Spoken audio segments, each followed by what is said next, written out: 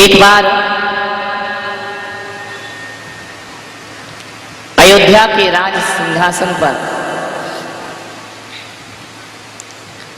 श्री राम रानी सीता सहित विराजमान है। लक्ष्मण साथ हैं, भरत शत्रुघ्न भी है। लंका को जीतकर सीता को वापस लेकर प्रभु राम अयोध्या पधारे। वर्षों से जो अयोध्या राम राज्य का सपना देख रही थी वह पूर्ण हुआ। राम जी बैठे हैं, इतने में उस सभा में हनुमान का आना हुआ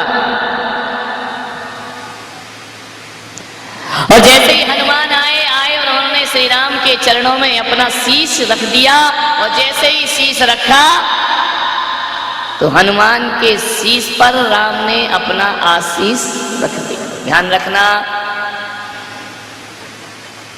शीश झुकेगा तो आशीष जरूर मिलेगा। जो झुकते हैं उन्हें आशीर्वाद मिला करता है, जो झुकते हैं उन्हें दुआएं मिला करती हैं और जो झुककर जीना जानते हैं उन्हें दुनिया की सारी संपदाएं प्राप्त हो जाया करती हैं। जो अकड़ के जीते हैं उन्हें दुनिया में कुछ भी प्राप्त नहीं होता है। इसलिए आपसे कह रहा हूं कि झुककर जियो, और जो झुकेगा उसे इंसान तो क्या परमात्मा भी प्रेम उसे करने लगता है। ऐसा कोई धर्म ना होगा, ऐसा कोई संप्रदाय या मजहब ना होगा जिसमें उसके आराध्य को झुकने की कला ना सिखाई गई हो। जैन धर्म है तो वहां भी झुकते हैं, हिंदू धर्म है तो वहां भी झुकते हैं, और तो और हर चीज इस्लाम की हिंदुओं से विपरीत हो सकती है, लेकिन झुकने की कला तो जो हिंदुओं की है वही मुसलमान की हुआ करती है, वही ईसाई की हुआ करती है, वही जैन की होती है, वही बौद्ध की होती है। झुकना सबसे ज्यादा महत्वपूर्ण है। झुकेगा वही जिसमें जान है और अकड़ मुर्दे की खास पहचान है। मुर्दा अकड़ता है, जिंदा आदमी ही झुककर जीना चाहिए। ये रीढ़ की हड्डियों की जो बीमारी लग रही है ना, ये झुकना तुमने बंद कर दिया है। स्लिप डिस्क हो रही है, ये झुकना तुमने बंद कर दिया है। अकड़ के जीते हो इसलिए हमेशा बीमार। थोड़ा सा शरीर को लचीला बनाओ। जो बड़ों के सामने झुकता है ये मान करके चलना कि झुकना भी हड्डियों को थोड़ा कोमल करता है। झुकोगे तो कमर में दर्द कभी नहीं होगा। जो लोग कमर दर्द का इलाज कराते हैं, मैं कहता हूं मंदिर में जाके भगवान को 108 बार झुकना, तुम्हारा दर्द गायब होने में ज्यादा देर नहीं। अकेले तालियों से नहीं मिटेगा, करना पड़ेगा। ताली तो बड़े जल्दी बजा देते, फट फट फट फट, करने में पसीना आ जाएंगे। 108 बार उठक बैठक जब लगेगी ना तो जितना गंदोदक माथे पे लगाया है वो बह जाएगा पसीने के साथ। अरे कोई जरूरी नहीं है कि 108 बार ही लगाओ, 100 बार लगाओ, 8 बार लगाओ, 5 बार लगाओ, 3 बार लगाओ। कुछ तो झुकना सीखो अपने जिंदगी में। ज्यादा छाती चौड़ी करके मत जियो, ज्यादा सर उठा के मत जियो। दुनिया में सर झुकाने वाले भी मौजूद हुआ करते हैं। अरे तुम्हारा तो एक सर है, रावण के तो 10 सर थे, और 10 जब अकड़ के जीते हैं तो 10 सर रण में कटे पड़े दिखाई दे। ज्यादा रावण के पास 10 शीश थे, लेकिन एक भी शीश किसी गुरु के आशीष के काबिल ना हुआ। और राम के पास एक शीश था, लेकिन उस पर गुरु वशिष्ठ का आशीष था, इसलिए वह शीश भी शीर्षस्थ हो जाया करता है। सारे शीश उनके चरणों में झुक जाते हैं। आपसे इतने कहूंगा कि अपने जीवन में किसी ना किसी गुरु का आशीष अपने सिर पर जरूर रखवाना। यदि आशीष रख गया गुरु का सिर पर तो फिर ये शीश नहीं होते हैं, सारी दुनिया फिर उसे अपना शीश झुकाने। मैंने अपना सिर अपने गुरु के चरणों में रखा, उसका फल यह हुआ कि हजारों शीश हमारे चरणों में झुकना प्रारंभ हो गए। झुककर जियो। हाथ जोड़ने की कला आ गई तो ध्यान रखना, दुनिया में तुम किसी से नहीं हार सकते हो। एक बार गामा पहलवान को मुल्ला नसरुद्दीन ने चुनौती दे दी, ज्यादा मत कर, मैं तेरे हाथ पैर तोड़ दूंगा, तुझे पछाड़ के रख दूंगा। गामा ने कहा यार ये मच्छर है, इसके मुंह कौन लगे, एक चांटा मार दो कैच के तो कौमा में चला जाएगा, हाथ पैर में दम नहीं है, अकड़ कितन रहा है। मुल्ला ने चुनौती दे दी है, गामा पहलवान यदि तुझ में ताकत है तो मुझे पटक के दिखा। अरे उसने कहा यार पटक के एक चुटकी का है नहीं, एक मार दो तो घूम जाएगी पूरा ब्रह्मांड इसकी नजरों में। उसने कहा छोड़ो यार मच्छर है, मरमरू जाएगा, काय को गुस्सा खाना। अरे उसने कहा क्यों रे, डर गया क्या, मुझे पटकेगा? अरे उसने कहा यार तुझे क्या, मैंने तो बड़े बड़े कुश्तीबाजों को मैदान में पटक के दिखाया, पछाड़ के, कई गोल्ड मेडल मुझे प्राप्त हुए। अरे बोले अपने मेडल अपने पास रख, इतनी ताकत है तो मुझे पटक के दिखा। अरे उसने कहा अब तो ये ज्यादा ही पानी सिर से ऊपर हो गया। बोले चलो आज इसकी फाइल निपटाई देते। उसने कहा चल स्वीकार है, आजा मर जा, निपट जा मेरे से, ध्यान रखना पहले लिख के दे, मर गया तो मैं जिम्मेदार नहीं हूँ। अरे मच्छर है, उसने मच्छर पहलवान मुल्ला नसरुद्दीन ने कहा तू क्या मारेगा, तू खुद ही मर जाएगा, एक बार मेरे से भिड़ के बता। अरे लोगों ने कहा देख मुल्ला मत भेड़, ये कहाँ 200 किलो का आदमी गामा पहलवान, तू कहाँ 50 किलो भी तेरा वजन नहीं है, मर जाएगा। अरे उसने कहा ऐसे कैसे मर जाएगा, आज ये गामा ही मर जाएगा, मेरे हाथों से गुस्सा आया मुझे तो। लोगों ने कहा यार ये पागल हो गया, क्या हो गया? गामा ने कहा बहुत बेइज्जती हो गई, अब इसको पछाड़ ही देता हूँ। अब मुल्ला ने बड़ी वर्जिश की, व्यायाम किया, तेल लगवाया वाडी में, बोले आओ निपट लो। और मुल्ला का शरीर देखो तो एक एक हड्डी गिन लो, एक्सरा कराने की जरूरत नहीं, हर हड्डी खाल में से झांक झांक के देख रही है। अब लोगों ने कहा देखो यार तमाशा होता क्या है। पूरे चौराहे पे मंच बनाया गया, रेफरी ने सीटी बजाई कि मुल्ला तैयार। गामा से नहीं कहा कि तुम तैयार हो जाओ। अरे उसने कहा क्या तैयार होना इस पागल के लिए, वैसे ही निपट जाएगा ये तो। मुल्ला ने कहा और गामा पटक के बताएगा मुझे। अरे बोले तू यार तू ज्यादा मेरे मुंह मत लग, तू इधर आ जा, मैं तुझे फूंक दूंगा तो तू मन से नीचे गिर जाएगा। अरे बोले ज्यादा ख्वाब मत देख, ज्यादा अकड़ के मत जी, आज भी तेरा पाला पड़ा है किसी पहलवान से, ऐसा सबक सिखाऊंगा तुझे जिंदगी में कि जिंदगी भर याद रहेगा तुझे। गामा ने कहा यार अब तो मेरा क्रोध बढ़ाते जा, बोले यार निपट ले। अरे मुल्ला भी गया मच्छर की तरह लिपट गया गामा पहलवान से, और गामा पहलवान ने कहा देख मुझे दया आ रही, अभी भी वापिस हो जा तू। अरे बोले ऐसे कैसे हो जाए, यदि तुम में ताकत है तो मुझे पटक के दिखाओ। और मुल्ला जो गले में लिपटा था धड़ाम से नीचे गिरा, चित्त लेट गया। गामा ने कहा कि बोल पटकू तुझे। अरे मुल्ला ने कहा पटक के दिखा। अरे बोले खड़ा तो हो, जब तो मैं तुझे पटक के दिखाऊंगा। बोले मैंने ये थोड़ी कहा था मैं खड़ा होऊंगा, मैं तो पहले ही चित्त पड़ा हुआ हूँ, अब तेरी ताकत हो तो मुझे पटक के।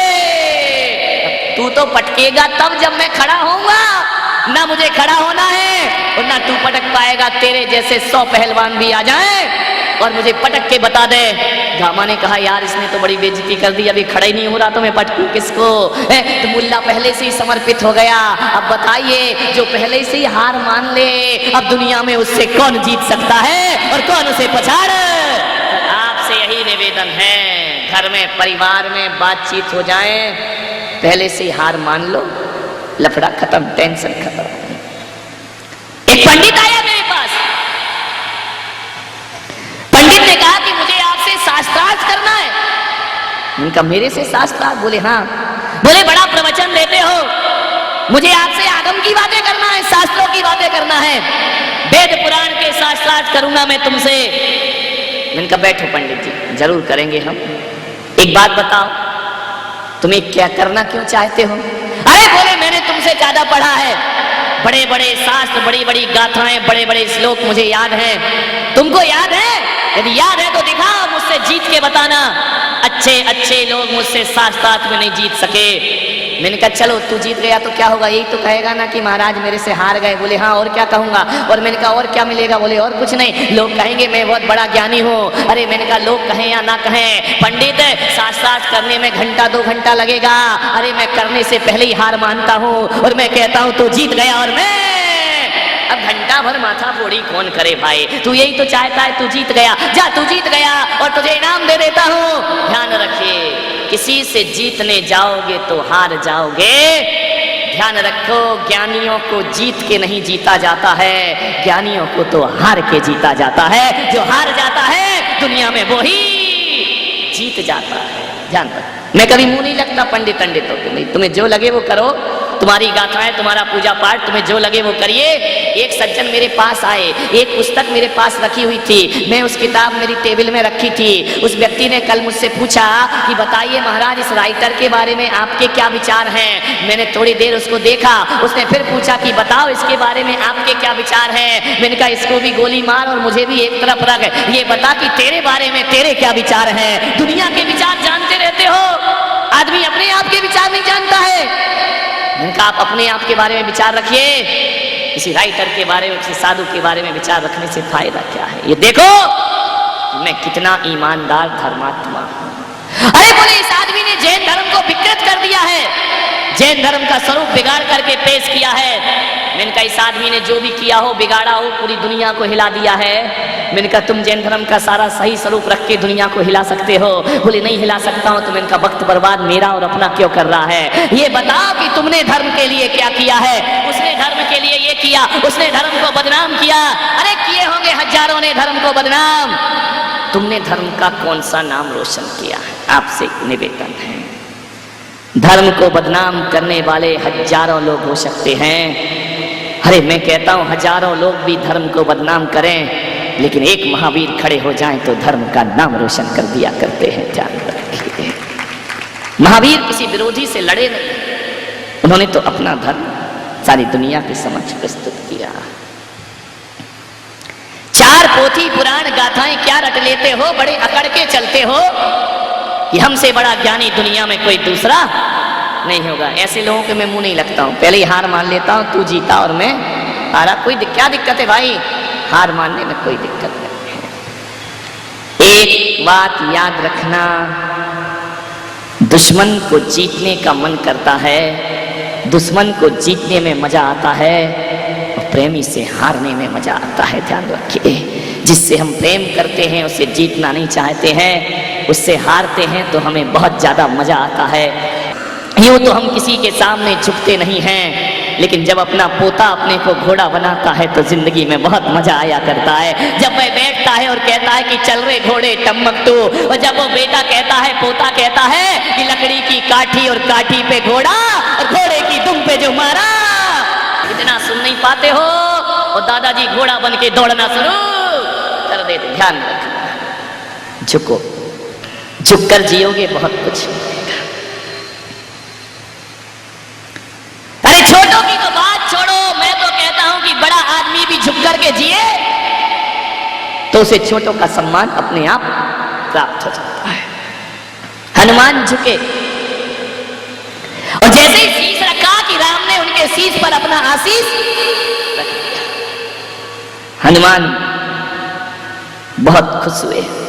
ध्यान रखना, देर देने वाले की तरफ से नहीं है, देर तो हम लेने वालों की तरफ से हुआ करता है।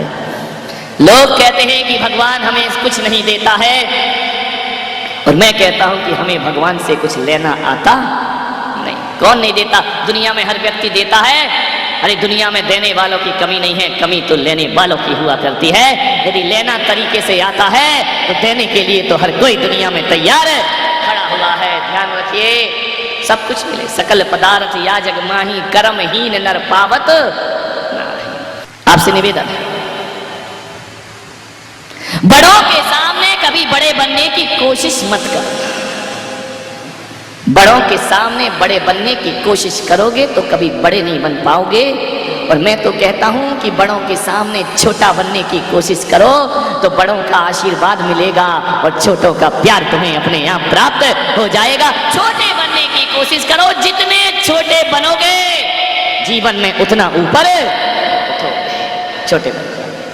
कभी बन के देखना, घर में प्रयास करके देखना, बहू गुस्सा कर रही है, झुंझला रही है, यदि उसका मूड खराब है और सासू कहे कि तू शेर तो मैं सवा शेर, तो महाभारत होने में ज्यादा देर नहीं लगी। थोड़ा सा चुप जाओ, देख लो इसका मूड खराब है, थोड़े वहां से हट जाओ, जब अच्छा मूड होगा तब इससे बातें कर ले। छोटे बन जाओ, बड़ों के सामने बड़े बनोगे तो विरोध होगा, संघर्ष होगा, लड़ाई होगी, विवाद होगी, तनाव होगा। छोटे बन जाए, जितने छोटे बनोगे उतना सुकून मिलेगा। स्वामी विवेकानंद ने कहा कि मैं दुनिया का सबसे बड़ा अज्ञानी हूं, मेरे जैसी अज्ञानता दुनिया में किसी के पास नहीं है। लोगों ने कहा कि नहीं स्वामी जी, आप तो प्रज्ञा पुरुष हैं, आप तो ज्ञानी हैं, फिर अपने आप को अज्ञानी क्यों कहते हैं?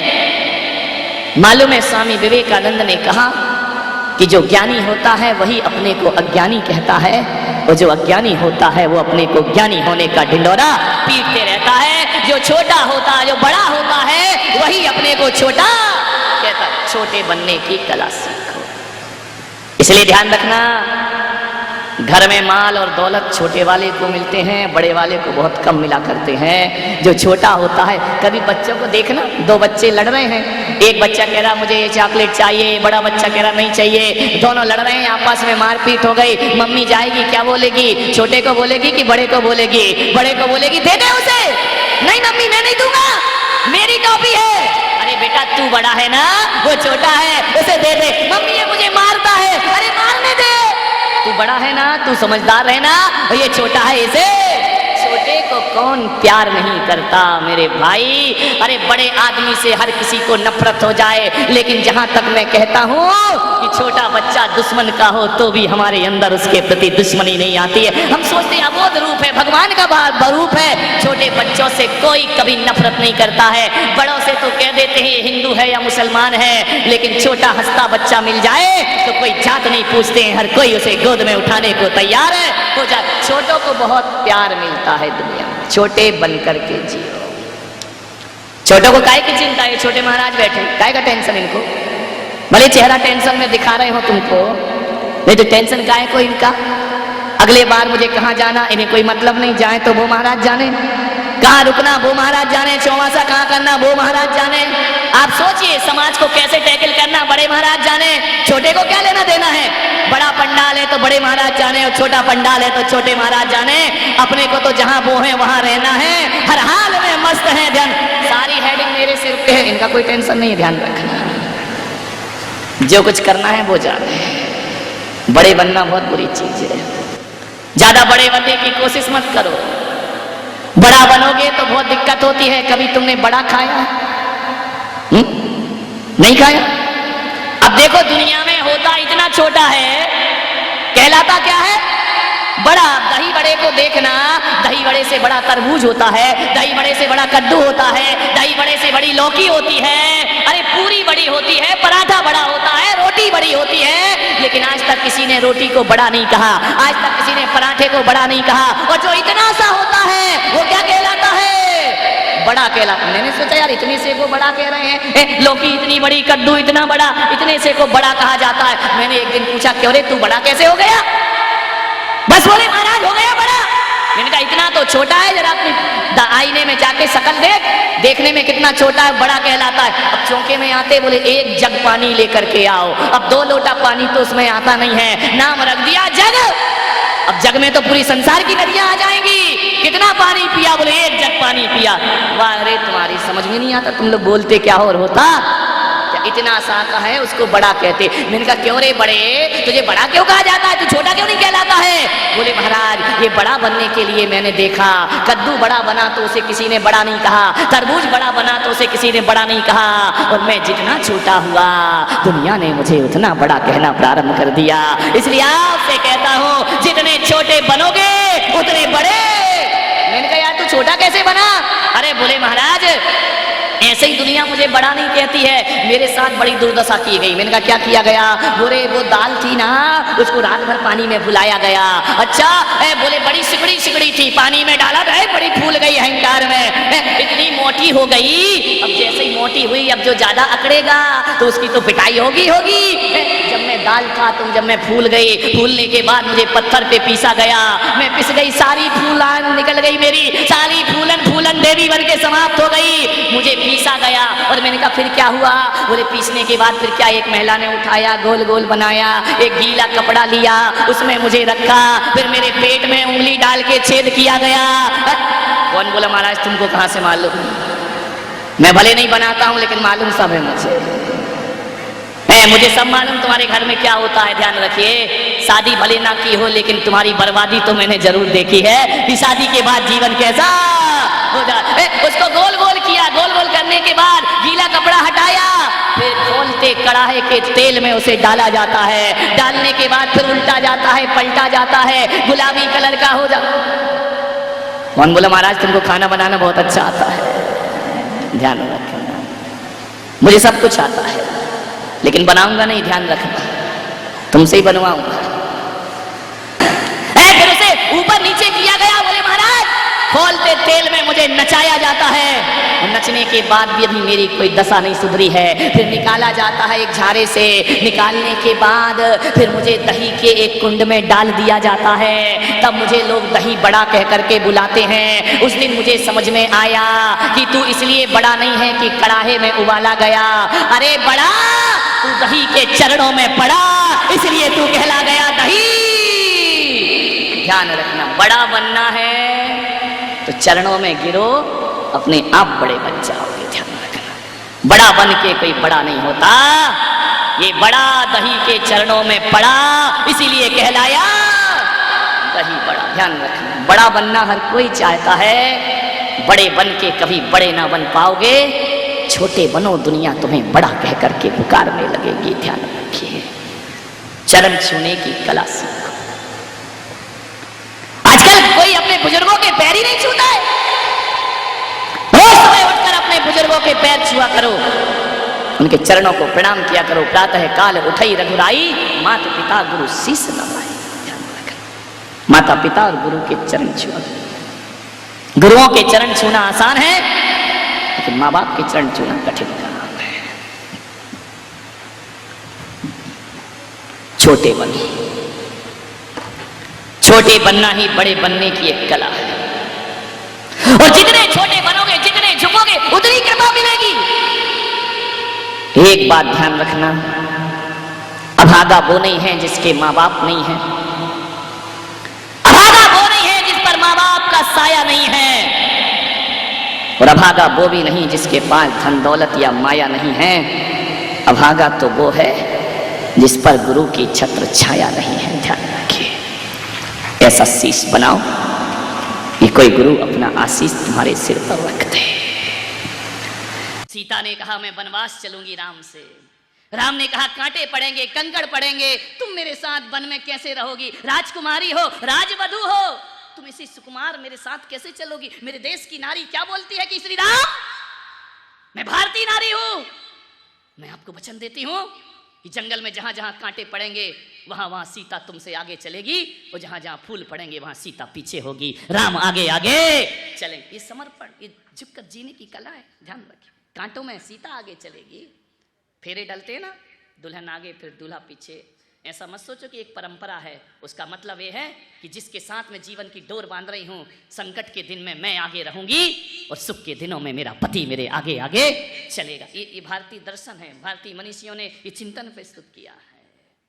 राम ने कहा कुछ मांगो हनुमान। अभी नहीं मांग रहे हनुमान, नहीं तो प्रवचन ही खत्म हो जाएगा, थोड़ा लेट मांगेंगे, थोड़ा वेट करो। इतनी जल्दी तुमको तो ऐसी पड़ी जैसे तुम्हें मिल रहा हो, अभी टाइम लगेगा थोड़ा मांगने में, विचार करिए।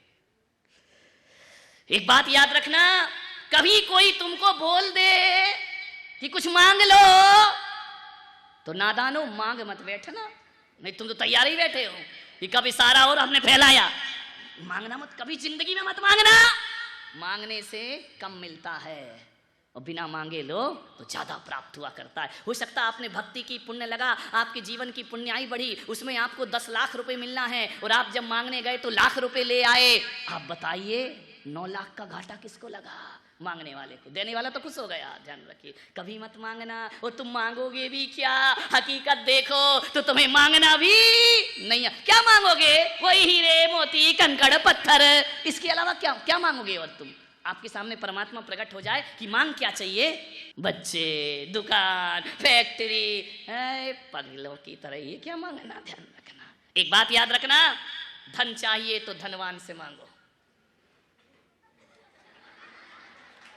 समझ में आ रहा है? ऐसी बातें आपको डायरेक्ट समझ में आती है। धन चाहिए धनवान से मांगो, विद्या चाहिए विद्वान से मांगो।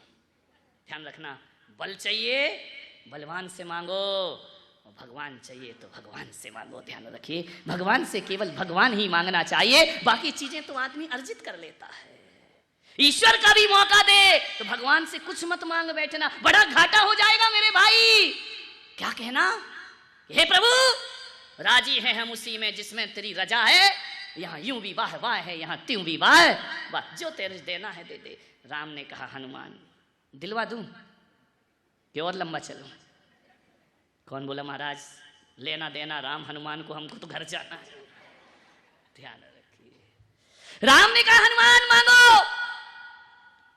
हनुमान ने कहा प्रभु इतनी जिद कर रहे हो, ध्यान रखना क्या जीवन है, राम जिद कर करके दे रहे हैं और तुम राम से जिद कर करके ले रहे हो। हनुमान ने कहा नहीं मुझे नहीं चाहिए, जितना मना करो उतना मजा आता है। ध्यान रखना, निषेध में बड़ा आकर्षण होता है, जिस चीज को मना करो मन वहीं वहीं जाता है दौड़ करके।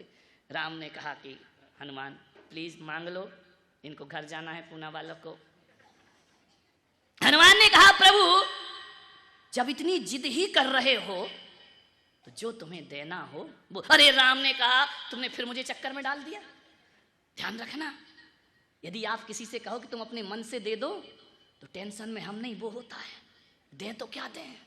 मेरे पास लोग आते हैं महाराज, हम जब बाहर से दर्शन करने आते हैं महाराज को क्या दें, 1 घंटा तो उनका टेंशन नहीं चलता है, क्योंकि मुझे कुछ जरूरत ही नहीं। तुम तो वही पेन ले आओगे, डायरी ले आओगे, घड़ी ले आओगे, डायरी और क्या लेकर के आओगे। आदमी सोचने में हैरान हो जाता है कि लेके जाऊं तो क्या जाऊं। किसी को कहते ना तुम अपनी मर्जी से दे दो, अपन फ्री वो फंसा। अब वो रात दिन सोचती रहेगा क्या दूं क्या दूं क्या दूं। ध्यान रखिए, मांगना मत कभी जिंदगी में, मांगना मरने के समान हुआ करता है। ध्यान रखना, कभी नहीं मांगना किसी से नहीं।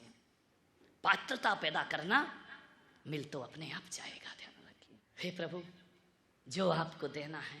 अरे बोले फिर भी तुम्हारी कोई अर्जी तो लगाओ हनुमान, मैं राम तुमसे कह रहा हूं कोई अर्जी लगाओ। हनुमान भी बड़े होशियार थे, उन्होंने कहा प्रभु जो तुम्हारी मर्जी वही हमारी अर्जी। अरे हनुमान जी तुम बातों में उलझा रहे हो मुझे, देखो मांग लीजिए। राम ने कहा कि हनुमान कोई पद दे दूं तुमको। अरे बोले नहीं नहीं भगवान पद नहीं। बोले क्यों? अरे बोले पद ले लो, जो चाहे वो पद मैं तुमको दे सकता हूं। हनुमान ने कहा पद नहीं चाहिए, क्योंकि जहां पद होता है वहां मद भी होता है। ध्यान रखिए, पद और मद दोनों सगे भाई हैं। ध्यान रखना, जहां जहां पद होगा वहां वहां मद भी होगा। और एक बात और याद रखना, जब तक नेताओं को पद नहीं मिलता तब तक वो तुम्हारी सेवा करते हैं, और जिस दिन पद मिल जाता है उस दिन सेवा की नहीं जाती, सेवा करवाई जाती है। हे प्रभु यदि आपने मुझे पद दे दिया तो मैं आपकी सेवा नहीं कर पाऊंगा। पद नहीं चाहिए मुझे, पद वद के चक्कर में तो मुझे भगवान डालना ही मत जिंदगी में। राम ने कहा भाई तुम मुझे दूसरे चक्कर में डाल रहे हो। ध्यान रखना,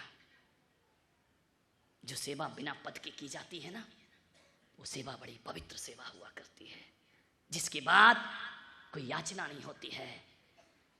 भगवान महावीर ने सम्यक दर्शन के अंग में कहा है, निकांक्षित अंग, कांक्षा नहीं करना, अपना कर्तव्य समझ के काम करना, बदले में कुछ भी पाने की चाहत मत रखना। एक होती है प्रार्थना और एक होती है याचना। आज मंदिरों में पुजारी कम भिखारी ज्यादा दिखते हैं, याचना करता है भिखारी और प्रार्थना करता है पुजारी। ध्यान रखना, दोनों में बड़ा अंतर होता है। याचना और प्रार्थना में इतना गहन अंतर है कि याचना वाला जाके भगवान से कहता है कि हे भगवान जो तूने छोड़ा है वो मुझे मिल जाए, और प्रार्थना वाला कहता है हे भगवान जो तूने पाया है वो मुझे प्राप्त हो जाए। ध्यान रखना, पुजारी कहता है कि तेरे जैसा पद मुझे प्राप्त हो जाए, मैं ईश्वर को प्राप्त कर लूं, और भिखारी कहता है जो तूने छोड़ा है। जब मेरी दीक्षा हुई चकोर जी कानपुर में, मेरे आभूषण मेरे वस्त्र उतार के फिकाए गए, ऐसा नजारा मैंने देखा, मुझे हंसी आई अपनी दीक्षा में कि मैं तो कपड़े उतार उतार के फेंक रहा हूं, पब्लिक लूट लूट के परेशान है। पब्लिक कह रही महाराज की अंगूठी मिल गई, कोई कह रहा चेन मिल गई, कोई कह रहा कपड़े मिल गए। वाह रे जीवन। मैंने कहा क्या देखने आए हो तुम? दीक्षा देखने आए हो? जो मैं छोड़ रहा हूं उसे बटोर रहे हो, या जो मैं पा रहा हूं उसे देखने के लिए तुम यहां पर उपस्थित हुए? क्या चाहिए तुम्हें? मेरा वैभव या मेरा सन्यास, मेरी विरक्ति, मेरा वैराग्य? क्या होता है? लोग कपड़े लूटते हैं, आभूषण लूटते हैं, धत तेरे की सरोवर के पास गए और भूखे के भूखे लौट कर आ गए, प्यासे थे नदी के पास गए और प्यासे लौट करके वापिस। संतों के पास क्या मांगना, सोना चांदी हीरे मोती तो घर में पड़े हुए हैं ना, किस लिए आए हो यहाँ? कुछ जीवन का सत्य हमको प्राप्त हो जाए। ध्यान रखिए, पदाकांक्षा की अंधी दौड़, जब पद के लिए कोई भागता है विकास ठप हो जाता है। कितना भी कहो कि विकास होगा विकास होगा विकास होगा, वो ठप है विकास। ध्यान रखिए, यदि कुर्सी की चाहत है, ध्यान, आज देश का पतन कुर्सी की दौड़ से हो रहा है मेरे भाई। कुर्सी दौड़ रखी, राम राज्य लेकर के आइए। राम राज्य तो वो राज्य था, राम जी कहते हैं भरत जी तुम कुर्सी पर बैठो, और भरत जी कहते हैं राम जी तुम कुर्सी पर बैठो, हमें कुर्सी पर नहीं बैठना है। ध्यान रखिए, बड़ी दौड़ मची है। ओलंपिक गेम होते हैं ना, उसमें गोल्ड मेडल मिल सकता है दुनिया को। भारत को यदि 2 काम कर दिए जाएं तो हर बार गोल्ड मेडल मिलेगा। सो बात आई, 2 काम ओलंपिक गेम में, 2 गेम और रख दिए जाएं, कोई दुनिया मुकाबला नहीं कर सकती है। यदि 2 गेम रख दो ओलंपिक में, एक तो कबड्डी और एक कुर्सी दौड़, भारत नंबर 1। ध्यान रखिए, कबड्डी में क्या होता है? कबड्डी में होता क्या है? कबड्डी में टांग खिंचाई, टांग खिंचाई में अपन लोग नंबर 1 है। कोई अच्छा काम कर रहा है, टांग खींचना अपना काम होता है। कबड्डी में गोल्ड मेडल मिल सकता है। कुर्सी दौड़ रख दी जाए तो उसमें भारत को गोल्ड मेडल जरूर मिल सकता है। ध्यान रखिए, बाकी में तो मुश्किल का काम लगता है। कुर्सी दौड़ है दिल्ली में, बस एक अगले साल कुर्सी दौड़ शुरू हो जाएगी। हनुमान से कहा कि तुम पद क्यों नहीं लेते हो? बोले मैं इसलिए पद नहीं मांग रहा हूं भगवान कि हर पद एक दिन भूत बन जाता है, भूतपूर्व हो जाया करता है। मुझे भूतपूर्व पद नहीं चाहिए। यदि आपको देना है तो अभूतपूर्व पद मुझे देना चाहो तो आप दे सकते हो। आप बार बार जिद कर रहे हो प्रभु, मांगने की कह रहे हो, चलो अब मैं मांग ही लेता हूं। तो हनुमान बड़े खुश हुए राम कि तुम मुझसे मांग रहे हो। ज्ञानी से मांगो तो ज्ञानी आनंदित होता है, अज्ञानी से मांगो तो अज्ञानी दुखी हो जाया करता है। राम ने कहा मांगो हनुमान, एक पद की क्या बात कर रहे हो, 100 पद में तुम्हें देने को। लेकिन प्रभु एक बात ध्यान रखना, भूतपूर्व पद नहीं चाहिए। कैसे पद चाहिए? अभूतपूर्व। राष्ट्रपति कितने साल का है? 5 साल। उसके बाद क्या हो जाएगा? भूतपूर्व। प्रधानमंत्री भूतपूर्व, मुख्यमंत्री भूतपूर्व, इंद्र भूतपूर्व। लेकिन कभी आपने सुना अपनी जिंदगी में, आज तक सुना भूतपूर्व महावीर स्वामी? नहीं सुना हो तो बताओ, सुना कभी भूतपूर्व महावीर स्वामी? भूतपूर्व रामचंद्र जी, भूतपूर्व विवेकानंद सुना कभी आपने जिंदगी में? भूतपूर्व शांति सागर कभी सुना? नहीं, ये पद भूतपूर्व नहीं, ये पद अभूतपूर्व पद हुआ करते हैं। एक बार मिल जाए तो फिर जिंदगी में खत्म नहीं हो। मुझे भूतपूर्व पद नहीं चाहिए। हनुमान ने कहा अभूतपूर्व पद दे सको तो हनुमान लेने को तैयार है। राम बड़े प्रसन्न हुए। ध्यान रखना, भक्त तो बहुत मिलते हैं दुनिया में, हनुमान जैसा भक्त नहीं मिला करता है। ध्यान रखिए, यदि भक्ति की बात चलेगी तो किसी भी धर्म का व्यक्ति हो, सबसे पहले यदि भक्ति में किसी का नाम आएगा तो हनुमान जैसे भक्तों का नाम इस दुनिया में याद किया जाता है। ध्यान रखना, एक बात याद रखना, भगवान के मंदिर तो दुनिया में हर जगह बन जाते हैं, लेकिन हनुमान ने वो समर्पण किया है कि भगवान के मंदिर तो कहीं भी मिल जाएंगे। अरे भक्त का भी दुनिया मंदिर बनाती है यदि हनुमान जैसे भक्त पैदा हो। भक्त का हनुमान मंदिर कोई भगवान का नहीं है, भक्त का मंदिर है। ध्यान रखिए, भक्तों से भी पहले, भगवान से पहले भक्तों को याद किया जाता है। ध्यान रखिए, कौन कहता है कि भक्तों को याद नहीं किया जाता? मैं पूना आ रहा था, किसी ने कहा कि महाराज आप पूना क्यों जा रहे हैं? मैंने कहा क्यों? कई भक्त बैठे हुए थे, उन्होंने कहा महाराज मेरे पास 2 डायरी थी कमरे में भी, एक लाल कलर की डायरी और एक हरे रंग की डायरी। हरे रंग की डायरी और लाल रंग की डायरी, ना जाने बैठे बैठे क्या मन बना कि आज लिस्ट तो बनाओ अपने भक्त कौन कौन से हैं। सबका नाम लिखा, बंबई, दिल्ली, जयपुर, सबका नाम उस डायरी में। मिलिंद जी फड़े पहुंचे, बोले पूना का नाम कहाँ है? मैंने कहा नहीं, पूना का नाम नहीं। बोले क्यों, हम लोग भक्त नहीं है क्या? हम चतुर्मास करा रहे हैं, आपकी डायरी में हमारा नाम नहीं है। बोले नहीं है। ध्यान रखना, एक घटना उस समय वहां घट गई ब्रह्मा जी के पास। ब्रह्मा जी डायरी में नाम लिख रहे थे, सबका नाम था, भक्तों में हनुमान का नाम नहीं था। लोगों ने कहा ब्रह्मा जी आप गलती कर गए, आप कुछ भूल गए। नारद ने कहा इसमें हनुमान का नाम तो है ही नहीं। ब्रह्मा ने कहा नहीं, हनुमान का नाम नहीं इसमें। बोले क्यों? बोले वो भक्त नहीं है। बोले नहीं नहीं, उसका नाम नहीं। दुनिया के सारे भक्तों की लिस्ट ब्रह्मा जी के पास, लेकिन हनुमान का नाम उसमें गायब। दूसरी डायरी उठाई नारद ने, उसमें सबसे पहले लिखा हनुमान। पूछा ब्रह्मा जी से कि भक्तों की लिस्ट में हनुमान का नाम नहीं और इस लिस्ट में हनुमान का नाम एक ही नाम है पूरी डायरी में। ब्रह्मा जी ने कहा ये जो लाल रंग की डायरी है ना, ये उन भक्तों की है जो मुझे याद करते हैं, और हरे रंग की डायरी वो है जिन्हें मैं याद करता हूं। ध्यान रखिए। तो पूना वालों, मेरी डायरी में तुम्हारा नाम लाल वाली में नहीं। समझ गए क्या? विचार करना है। सारी दुनिया मुझे याद करती है। कल पूछा था ना आप जाओगे तो क्या लेकर के जाओगे? मैं जब यहां से जाऊंगा तो हरी डायरी में पूना का नाम लिख करके जाऊंगा। ध्यान रखना। हनुमान भक्त दुनिया में बहुत हैं। अरे सारे भक्त राम को याद करते हैं, लेकिन हनुमान तुम ऐसे भक्त हो कि जब भी बुरा दिन आता है स्वयं भगवान तुम्हारा नाम याद किया। लक्ष्मण को शक्ति लगी, हनुमान को याद किया गया। लंका को पार करना है, समुद्र को, हनुमान को याद किया गया। अरे सारी दुनिया भगवान को याद करती है, लेकिन हनुमान ऐसे थे जिसे भगवान याद करते। ऐसा जीवन बनाओ। ये हकीकत में भक्ति है कि भक्त तुम्हें याद करें भगवान। ध्यान रखिए। हनुमान ने कहा प्रभु एक बात बता दो, बस मुझे कुछ नहीं चाहिए, कि आपका सबसे प्रिय भक्त कौन सा है? देखो तो भक्तों की डिमांड देखो, इतना बोल दो कि इस दुनिया में सबसे प्रिय भक्त कौन सा है? राम ने कहा हनुमान। ये पूछने की बात है, सारी दुनिया जानती है तुम मम प्रिय भरत सम भाई। भरत से भी ज्यादा यदि कोई प्रिय है तो हनुमान तुम राम को बहुत प्रिय होते हो।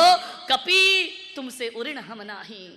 राम ने कहा हे कपि, मैं तुमसे कभी ऋणों से मुक्त नहीं हो सकता।